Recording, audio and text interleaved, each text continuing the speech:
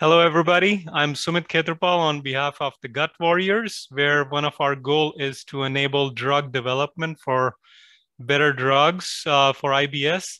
And in that regard, we have a very special guest today, Bryan Davies. He's an expert in antimicrobial research, discovery, as well as development. He has a PhD in microbiology from MIT, postdoc from Harvard Medical School, and he's now a professor at UT Austin, where he's leading his research in antimicrobial discovery and development.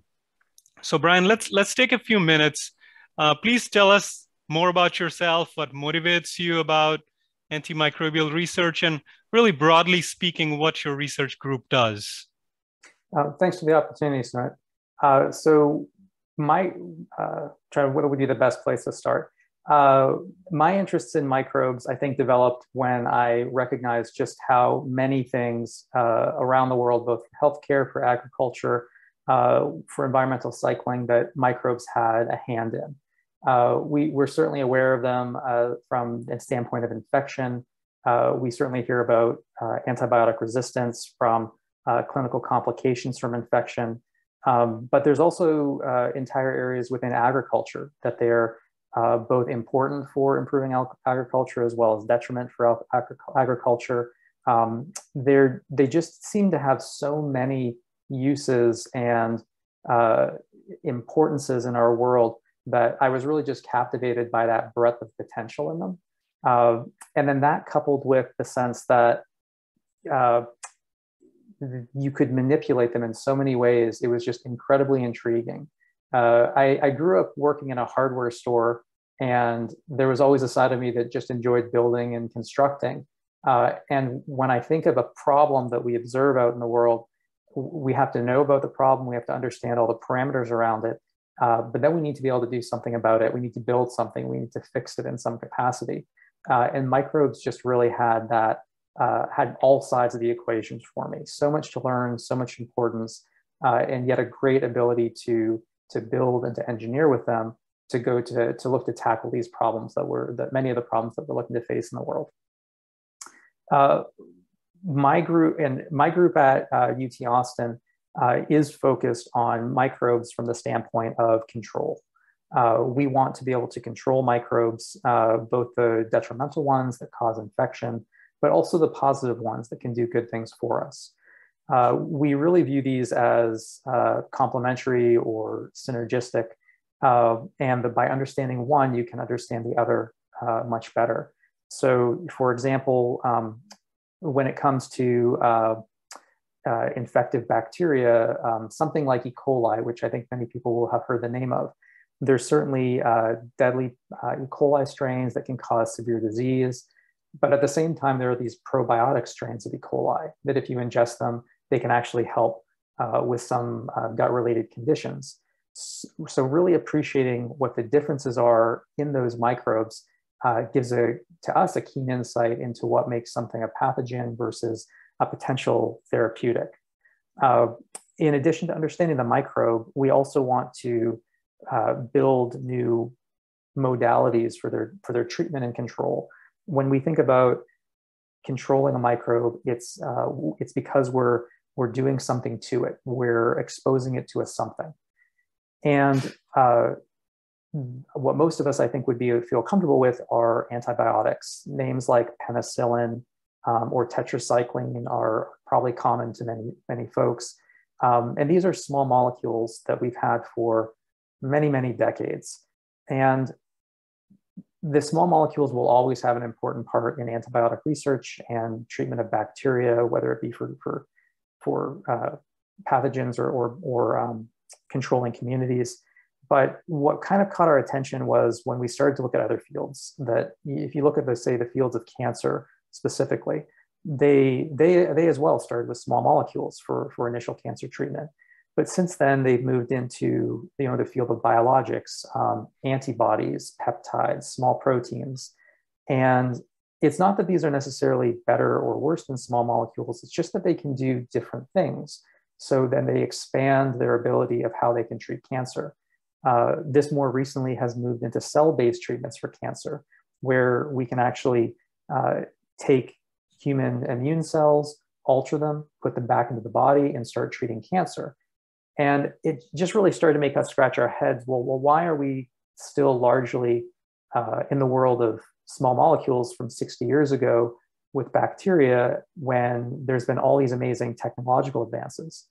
So what we focus on as far as the molecules we use to control bacteria, we focus at the moment on biologics. These are antibodies, peptides, proteins, and asking, how can we start to think about these and use them in ways that give us a extended ability to control bacteria that small molecules just have not been able to. By joining these two areas of the lab, by understanding microbes, their pathogenic ability, as well as their probiotic and positive abilities, and fusing this with our understanding and opportunities to make and deliver these new classes of proteins and biological control agents, we're hoping to open new areas in microbial control in general, where we have cell-based as well as protein-based ways of controlling microbes as well as their communities, but also possibly giving microbes ways to influence the host in beneficial ways as well. That's largely what we do. Excellent, excellent. That was a great summary. So one of the things you talked about as part of technological advances was the peptides. And it looks like the field is almost taking a turn where, I wanted to understand these peptides, the antimicrobial peptides, how are they different from conventional antibiotics? And why is there so much excitement around the antimicrobial peptides in the research community? I'd say the large differences, if we think of the chemical structures of small molecules versus peptides, peptides are series of strings of amino acids, the same things that make up all of our proteins in our body. And I'd say that historically, the antimicrobial peptides that have been researched by the majority of the field to date have actually come from the innate immune systems, either from our cells or from other organisms. So antimicrobial peptides have been used for as long as there have been organisms as an innate immune response. These are linear chains of amino acids that are released by a cell, and they can go and they can kill a bacteria that may be trying to cause harm. The small molecule space is also largely dominated by natural compounds. These tend to be, trying to think of a good way of phrasing it. They tend to be, they're largely produced by bacteria. They largely come from bacteria that were derived in the soil, and they're used in kind of microbial competition. Their structures, if you were to look at them on paper, they have a variety of cyclized versions. They have fatty tails added to them. There's not, I think, a clean way to broadly say what all small molecules look like, because there is quite a diversity. I think perhaps the easier way of looking at it is saying, why are peptides different? And the large difference there is that these are linear strings of amino acids that are by and large found in natural immune systems that folks are trying to take advantage of, both for their antibacterial properties, but also for their potential in manipulating the host immune system. I'll work on a better and cleaner definition between peptide and small molecule. To your second question about why is there excitement around them, I think it comes from really kind of two directions. The first direction is that they do represent this new area of chemical space. Small molecules have been amazing. They were the first antibiotics studied. They did well for a long, long period of time, but it seems like it's just becoming harder and harder to find new small molecule antibiotics. Not necessarily for a lack of trying, but I believe the number, and these can be I'm gonna make some rough numbers here, but I believe the last truly new antibiotic was discovered in and around the 1960s or 1970s, depending on how you do the math. And despite a lot of effort, there's been challenges in finding new ones. The thought may be that perhaps we've somewhat exhausted the natural resource, at least the areas that we're looking at for small molecules. Peptides, on the other hand, they're by comparison, they're quite easy to synthesize. You're just making this linear string of amino acids, and they can have all sorts of structures and diverse chemistry to them. And we've reached a point where we're now able to chemically synthesize them with relative ease. We're coming up with new platforms that are able to screen for their activities more effectively. And this is allowing us, I think, to take a real step at asking, what is the breadth of antimicrobial peptide chemistry out there that we can take advantage of? And now we have the tools to really go and explore it.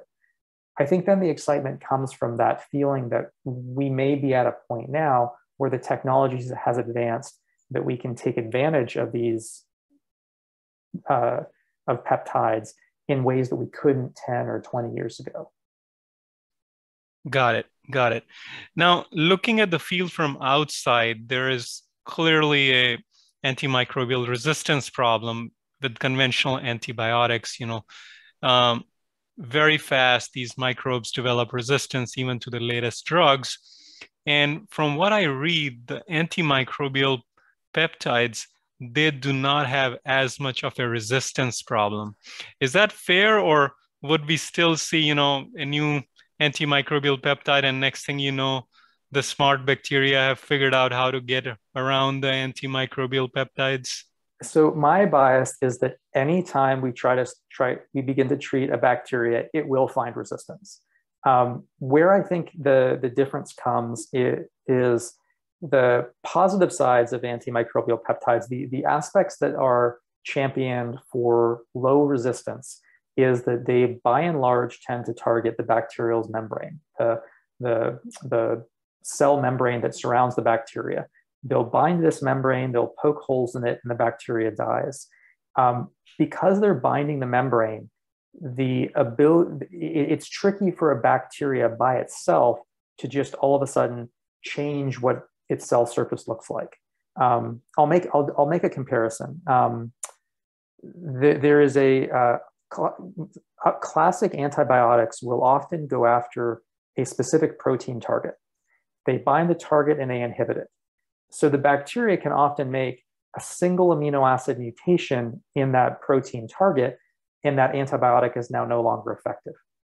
The argument is that it's not nearly as easy for a bacteria to make small changes in its cell envelope, cell membrane, that would then all of a sudden make it resistant to peptides.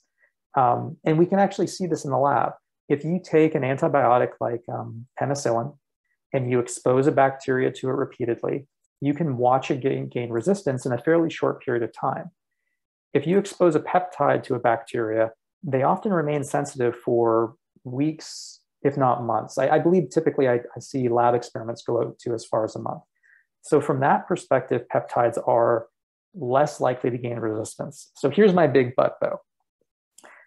There is a well-known antibiotic that is now, again, being used clinically. I believe it was discovered in about the 1960s, called Colistin. And like antimicrobial peptides, it also targets the cell membrane. The thought was also, in the lab, we typically don't see a lot of colistin resistance. And because it's targeting the membrane, it's unlikely that we're going to gain resistance broadly across the globe. Then in about 2000, I'm going to be off on the date, but 2010 plus or minus 5 years, because I'm probably off on the date.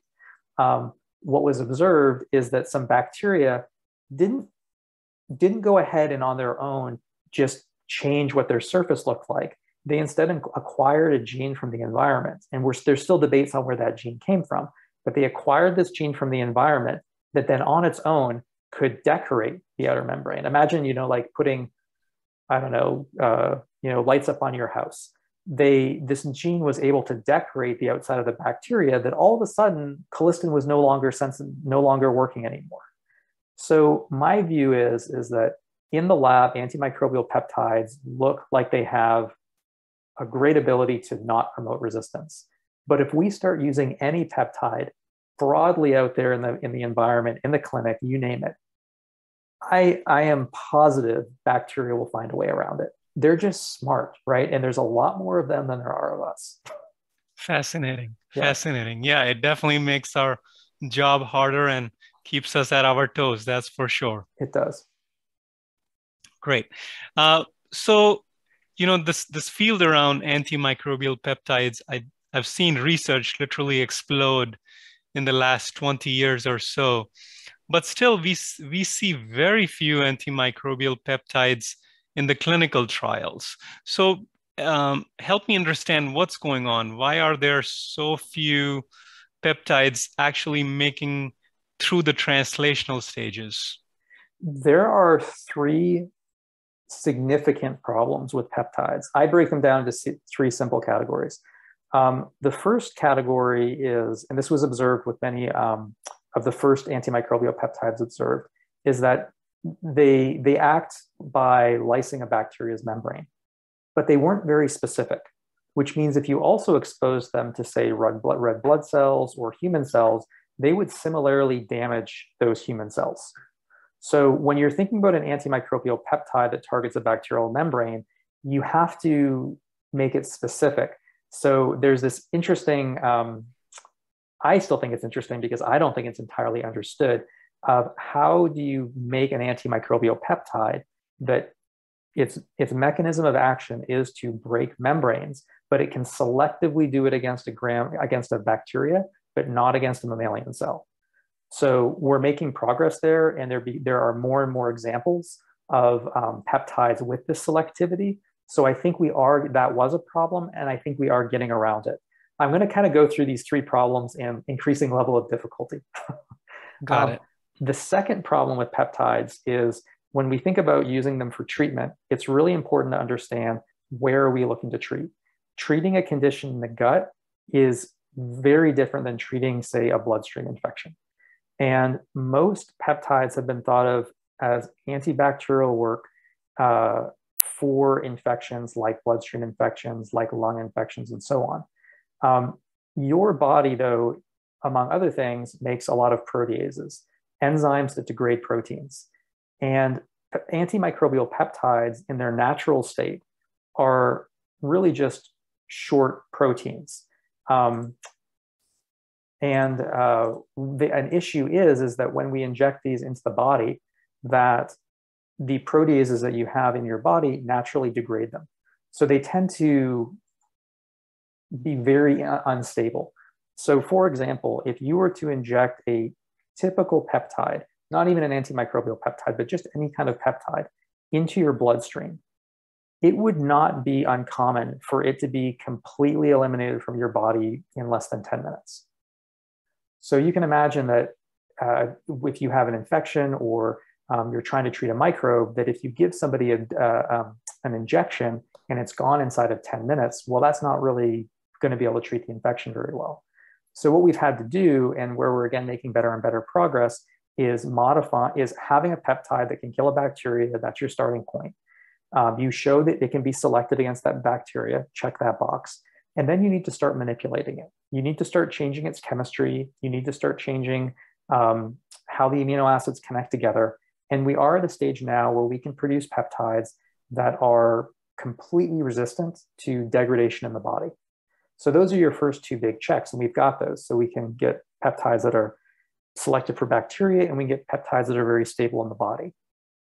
The last one is still an ongoing challenge. When you think about bloodstream infections, this is very different than the gut, and I'll look forward to getting into that. But when you inject a peptide or any molecule into your bloodstream, our body does what it does and has evolved to do really well, which is that it clears stuff out of the body. And any molecule that is, so the rough number is 60 kilodaltons. And that's just a way of saying that, I'm trying to think of a good reference for a kilodalton to put it into another kind of metric measurement, but a kilodalton is just a measure of weight. It's like using grams or kilograms.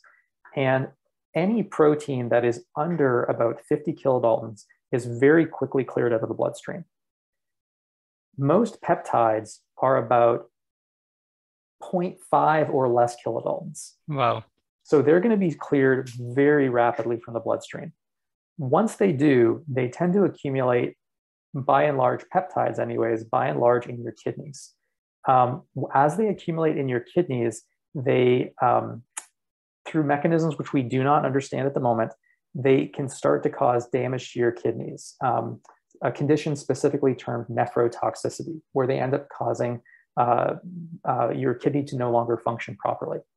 So we recently saw this with a peptide antibiotic called I never say this one correctly, mirapavidin. Google some phrase like that. Yeah, I remember reading about that. Right. And so it did wonderful in animal studies. It had all of these qualities, very stable, selective for bacteria. And it was actually a little bit different in that it didn't actually target the membrane. It even targeted a specific protein. But what they ended up finding was that in phase 3, especially with patients who were already had other kind of issues with them, is that they again started to see this kidney toxicity building up again. This is not a problem just for peptides. It's a problem actually in antibiotics. Saying in general isn't fair, but there's many antibiotics that we've been using for years. The one Colistin that I mentioned also causes kidney damage. There's other ones out there that people may have heard of. Vancomycin is a big one. It's used to treat drug-resistant Staph aureus. This also builds up and causes kidney damage. I can't give you an exact reason why, but one issue could be is that if you were to compare the doses that we have to give people for antibiotics versus the treatment of other conditions, say like diabetes, if you take an insulin injection, you actually receive very small amounts of insulin. It does its job, it's cleared, and it's done. With infection, when we're thinking about treating UTIs or lung infections, the dosing is actually quite high, and you're doing it for quite a long period of time. And as these get filtered out of the blood, they just accumulate. So we see this issue with several types of antibiotics. We also see it in the cancer field when they have to give kind of long-term drug treatments. So where I see some real innovations coming in that way in my regard is that there's a couple clinical trials, maybe a couple's not right, I think just one. But there's folks who are developing compounds, some of which already exist, where they actually block the uptake of drugs into kidneys. So they tend to be excreted faster. If that can actually be harnessed, I think that's really going to open up the field, because we can make peptides that are selective for bacteria. We can make them that they're stable. And if we can just get it so they don't accumulate in the kidney, I think that's going to be the trifecta that really opens up this field for controlling a broad range of bacterial infections. And I realize my answers tend to go on for 10 minutes, so I can shorten them. That's okay. You're doing great. So, I have seen so far the focus of research, and rightly so, really on life-threatening infections from escape pathogens. And I fully understand it deserves the urgency because they're life-threatening infections. At the same time, pretty much similar bacteria, your Klebsiella, your E. coli, your Citrobacters, Enterobacters, they are implicated in chronic diseases like small intestinal bacterial overgrowth.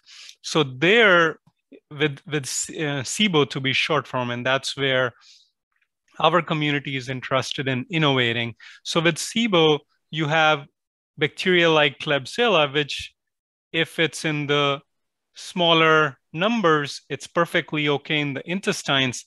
But what happens is that for a variety of reasons, Klebsiella explodes, and then it causes a host of different issues. So you talked about a lot of challenges with the antimicrobial peptides when it comes to injecting via the bloodstream, which is okay, which makes sense for the life-threatening infections.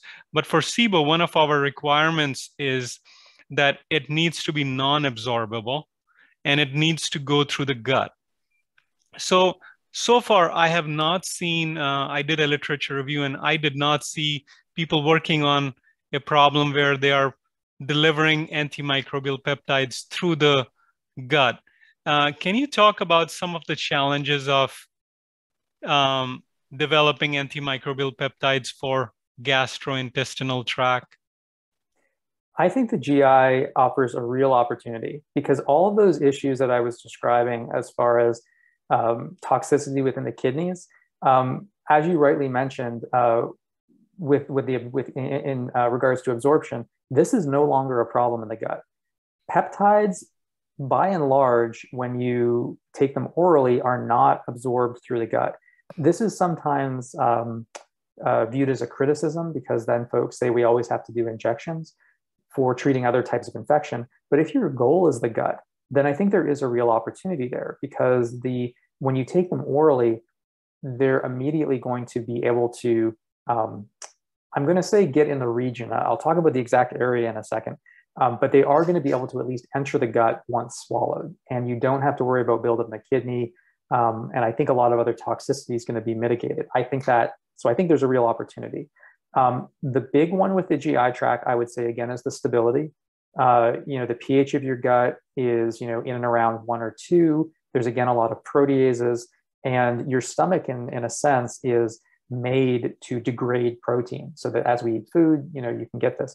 So the idea of making these peptides stable would be just as critical there. But again, I think we can get there with it.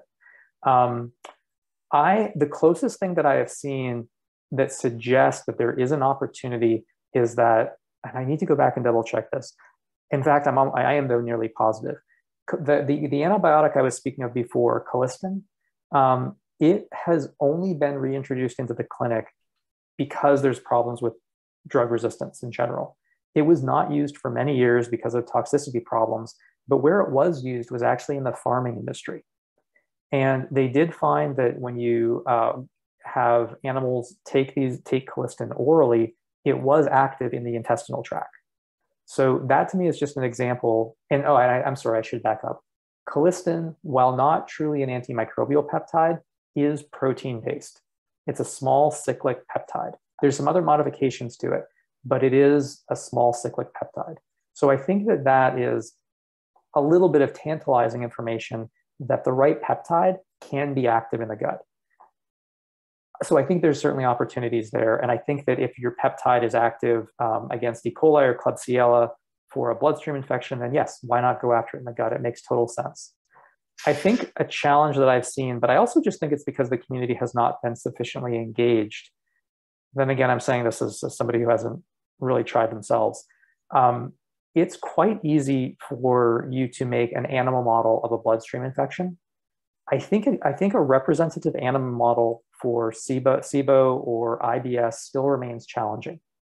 So part of the problem could be that we don't have sufficient animal models to accurately represent what SIBO would be like. So we'd have to put some more thought into what would be the appropriate model. As I'm saying that, I'm kind of thinking out loud, but there may be some other substitutes we could use. I think there'd be ways of making models. Anyways, I think out loud, so excuse me if I diverge too much. There's an opportunity for peptides. I think the animal models are not as advanced as they could be, and I think that's something that we could certainly lean on. The other aspect I do see is that the gut is, to say extremely complicated is putting it lightly. The small intestine alone is 6 meters, typically an adult. And one thing that I think we still don't understand and we still need more research on is where are the bacteria present? It's unlikely that they're just distributed throughout the intestine. They're probably collecting in certain areas that they've been able to establish themselves in and make a home in. Another big aspect is where they are in relation to the mucosal layer, at least in my opinion it is. Because you've got the intestinal wall where the human cells are, but then you have this mucus layer, which in a healthy adult is often 100 times the size of a bacterium. And you'll often have this mucus layer, and the bacteria in a healthy gut are kind of sitting on top of it doing their thing. Oftentimes in disease, and I'm extrapolating from other diseases like when E. coli infects the gut or when salmonella infects the gut, that they're often able to burrow into this mucus layer. And that mucus layer can actually act as a barrier to many compounds. So I think what we need, I think this is actually all addressable, but what we need is a good animal model that we can start to pull apart whether or not our peptides can work in vivo. And even before that, we need to come up with some better in vitro conditions. What I mean by that is if I'm going to make a peptide that I think can be active in the bloodstream, I'll test it against bacteria in a test tube in their normal growth medium. That's fine. But then I'll also I'll do that same assay, but I'll grow the bacteria in human serum to try to replicate the bloodstream. Similarly, I bet we could come up with similar in vitro assays. In fact, I'm sure they exist if we look in the literature. There's probably in vitro conditions that better represent what that gut environment is like, which will let us know which peptides can access the bacteria in that state versus which ones may be blocked by mucus in the gut, bile in the gut, pH changes in the gut, and these sorts of things. I don't know that I entirely answered your question, but I think I outlined at least a few barriers that can be addressed and should be addressed as we look at peptides for gut treatment. Great. No, I think you talked about something I was going to ask you, which is the bacteria entrenched in biofilms. Mm-hmm. Not sure if mucus and biofilms are separate entities, but let's just say some sort of combination of biofilms and mucus. So when you go through the blood route versus you go through the gut route, is there an inherent advantage going through the blood route? Because some bacteria like Klebsiella or E. coli that's biofilm forming, it's going to form the biofilm anyways. So if you go through the blood route, how is it better or different than, let's say, going through the gut route for attacking bacteria entrenched in mucus or biofilms? I think it's a similar problem. And I think you talking about biofilms is really important because I think that you're correct. Whether we're talking about the gut or whether we're talking about a bloodstream or a lung infection, like cystic fibrosis is another, well-known disease where there's a lot of mucus, there's a lot of biofilm. I'll mention something on that in a second. Anytime you have these sugars that the bacteria, these really thick, gloopy sugars that the bacteria are able to hide themselves in, it becomes a problem. And a lot of antibiotics, their activity is either greatly decreased or it's just completely absent. So identifying compounds that can break up biofilm or that are able to act on it regardless, the bacteria regardless, I think are critical. And I have seen peptides that can do this. There are several peptides out there that I have seen that you can grow bacteria, they can form a biofilm, and the peptide can actually penetrate that biofilm, break it up, and kill the bacteria. So that is possible. It's not all peptides, but there are certainly examples of peptides out there that can do it. Biofilm, and this is getting a bit into the weeds, but I think it is important to consider that your gut, with or without bacteria, is going to make mucus, and that a bacteria can bury themselves kind of in our natural mucus. That's kind of a protective layer. On top of that, they can make their own biofilm, as it's called, which is just a whole mix of sugars and protein and DNA that they kind of shoot out of themselves. An additional layer on top of that, to make it even more complicated, is bacteria, especially like Klebsiella, produce an additional sugar called capsule. And they can make so much of this that if you grow these very capsulated bacteria on a plate and you go to scoop them up with a stick, it looks like you're scraping gum off a plate. There's just this big line of sugar that comes with them. Wow. These are all issues because it's not hard to imagine. If you're a microbe and you're trying to hit it with an antibiotic and it's exposed, well, then it's exposed. But as you put on more and more and different layers of it's typically sugars, just these long stretches, polymers of sugars. As you make more of this goo and gloop around them, it's harder and harder for any drug we try to make to get through it. So I think this can be, in my view, part of this initial screening stage where you would take, say, half a dozen representative bacteria from SIBO, identify peptides that can be selective, that aren't going to be degradable, and then kill them. And then you also have to start building on which ones of these peptides can get through a biofilm, which ones of these peptides are inhibited or not if I add simulated gastrointestinal fluid. I know I know that's available for purchase. Which ones of these are also active against bacteria that make these big capsules? All of these assays are manageable. I think they're all doable. And they just, in my view, they have to be incorporated into your decision tree to say, here's my initial pool of some number of peptides. How do I then filter down so that by the time I go into an animal model, I have my best shot? That this is the one that's likely going to be able to give me all the properties I'm looking for to kill my bacteria in the gut. It's possible. It's not hard, but things worth doing aren't easy. So I think it's just a matter of doing the work. Absolutely. Absolutely. So let's talk about PepW. I read your research paper. Excellent work, by the way.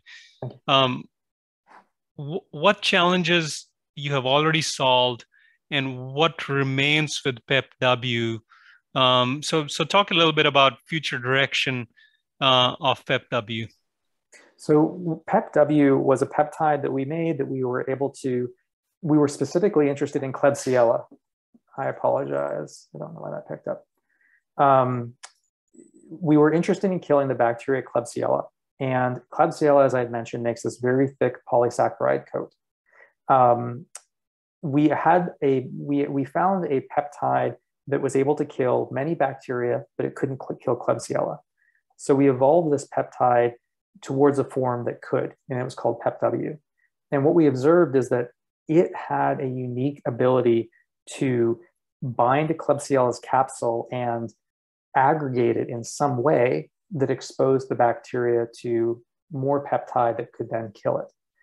So what we've been focusing on with PepW is this idea of being able to disrupt Klebsiella's capsule, which, as we were just describing, is a real impediment to being able to kill the bacteria. So the postdoc, Dr. Renee Fleeman, who did all that, who was the first author and did that work, she's been focusing on understanding can we make more peptides? Do natural peptides even exist where we can take advantage of this ability to remove Klebsiella's capsule and then gain access to the bacteria? This has actually inspired a few additional peptides. PepW was a great proof of concept. The challenge with PepW going forward, in our opinion, is we believe that there will still be, from a clinical perspective, with long-term use, we think there may be still some toxicity and certainly irritation within the gut as far as its interaction with epithelial cells. So we've been looking now to try to step up the next question, which is, can we make peptides which are even more stable than PepW, that still have all this ability to aggregate capsule, but that are really going to be toned down as far as any sort of interaction we have with a host cell? Academically, we're very much interested in understanding the ability of peptides to aggregate capsule and to get through biofilm. Because as it stands right now, there are examples of peptides that can do both. If we do searches for biofilm disrupting peptides, we can find them. But when you tend to put two peptides side by side, one that disrupts a biofilm and one that does not, or one that disrupts capsule and one that does not, it's very hard to just look at the sequences and know why. It's very hard to know what those differences are. It's still very empiric as far as test and see whether one works and one doesn't. So we're also developing some AI methods whereby our first goal is just to see, can we start to predict a peptide's ability based on its sequence? Can we predict the fold of a peptide based on its sequence? And then how can we extrapolate that to the potential to get through capsule and to get through biofilm? So PepW is a great starting point, and we continue to work on this idea of peptides either around PepW structure or inspired by it that can aggregate capsule. But then how do we learn from that and start to develop predictive abilities for making stable peptides that don't affect human cells that also have these properties? So that, first of all, we can make better peptides, but also, coming back to an earlier question you asked, it could be great if we make a PepW and it works, but then what happens 6 months later or a year later if we have resistance? We want to have a pathway where we can have a pipeline of these ready to go, each one being able to remain active when the one before it becomes inactive due to some resistance mechanism. Got it. Excellent. All right. I think you've covered a lot of ground here. So let's talk about, it's always challenging in a research field. You're looking for more work requires more funding, which is not necessarily easy to come by. So let's say you had infinite resources. How would you tackle this SIBO problem, especially as it relates to bacterial pathogens and the biofilms and everything? So I think everything that if you can, and you don't even have to limit yourself to peptides necessarily. I would say, you're an expert in the field, you know a lot about these things. Let's just take a bigger view and say, you can do anything you want, you can use any technology. How would you attack the SIBO problem? It's something that we are looking at right now. We're not doing it specifically for SIBO, but we're doing it for broadly influencing conditions within the gut. I think one of the first things we need to do with SIBO, though, is I think that it's, again, an umbrella phrase for probably many underlying conditions. The work that I've seen out there are certainly bacteria like E. coli and like Klebsiella that are commonly found in patients who suffer from this. But it would not surprise me if you took, 100 people all suffering from it, if the actual microbes in their gut were a little bit different. That wouldn't surprise me.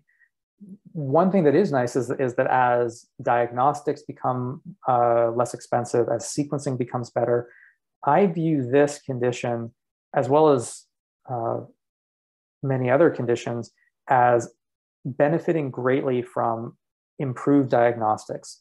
So if somebody is rushed into an ER and they're suffering from, an infection that they're going to die immediately, then there's not really much of an opportunity to look for a treatment. You just have to give them something that you hope is working.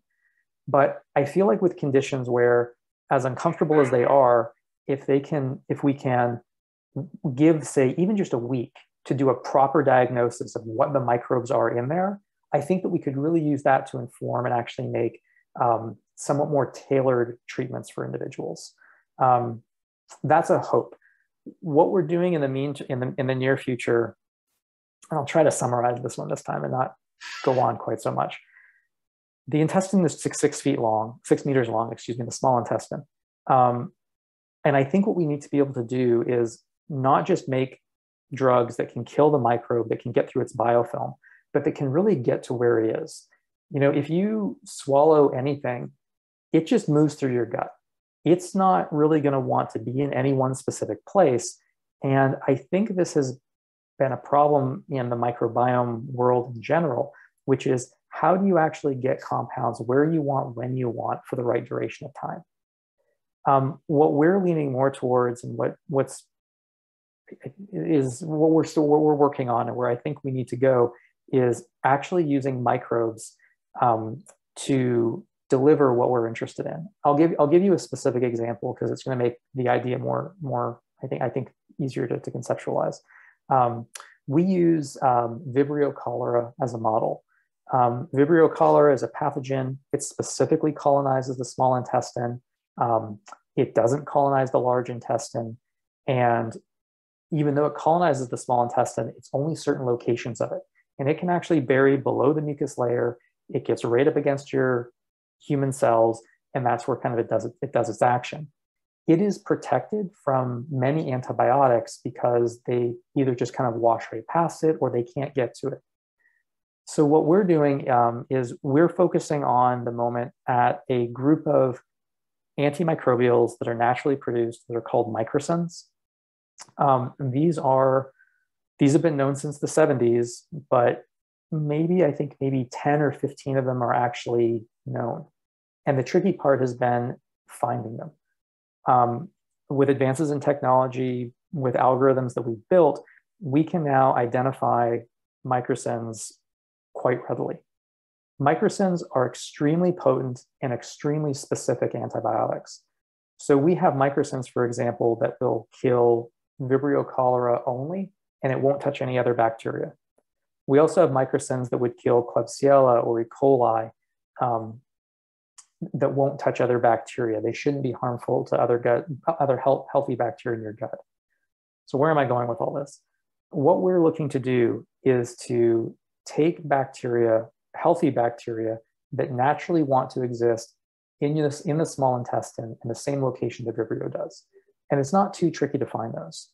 We can then actually give those good bacteria the ability to produce these antibacterial peptides that will kill Vibrio at that location. So the goal is that somebody will swallow the bacteria, they can go through your intestine, and they will swim specifically to the location where Vibrio is colonizing, causing disease. And when they get there, they start to release the peptides that will kill Vibrio. I think that this type of approach is going to be needed because there is, you know it better than I do, rifaximin is this really broad spectrum antimicrobial that in a petri dish kills whatever bacteria you put in front of it. Yet when you put it in the gut, even at, I think the doses are something on the order of, is it like 500 milligrams 3 times a day? I think it's quite high doses. Yeah, something like that, yeah. Right. Even then, you don't get these big effects in the, like, it gets help for some folks, but it's not like it doesn't seem to have the same potency as it does in a dish. Yeah. My bias, I have not proven this in any way, is it's this challenge of when you take it orally, it doesn't really seem to go where you necessarily need it. And we need ways of doing that. We need ways of not only killing the microbe we're interested in with all of its biofilm and associated issues, but we need ways of localizing it to that bacteria, to that area where it can perform its functions. There's other ways we could consider doing this. We work in antibody therapies, and I think there's an opportunity there. But I'm at the moment a bit bullish on the idea of using beneficial bacteria that already want to kind of be in that location to just go there naturally and start to release these antimicrobial compounds to hopefully get rid of the negative microbes. Got it. Got it. Very fascinating. So how is this approach, I guess, when you talked about using bacteria as a delivery vehicle, it sounds very similar to what I've seen people use bacteriophages for, which are viruses that are used to deliver the drug that you want to deliver. And I think I've seen a couple of companies take that route where they're using bacteriophages. How would this be a different approach? It's similar in that it is targeted. The difference for me comes really in twofold. When you take a phage, it again, like rifaximin or any other type of drug, it doesn't really care where it goes. It just kind of flows through your intestine and does whatever it does. It's not going to try to specifically track to the location where the infection is and try to set up residence. Other issues is that phage, like other compounds, can have trouble getting through mucus and biofilm. And even when they do, they not always, but it's not too hard for a bacteria to gain resistance to a phage pretty rapidly. It's not that we shouldn't try to pursue phage. I just see them as not having the target specificity as well as kind of the duration of action that I want to clear and hopefully maintain clearance of a gut infection. Got it. Got it. Excellent. Well, I think that brings us to the end of our talk. We covered a lot of ground. You've answered pretty much all my questions. So I want to thank you for your time, and we'll stay in touch. Thanks very much. I appreciate the opportunity. Great.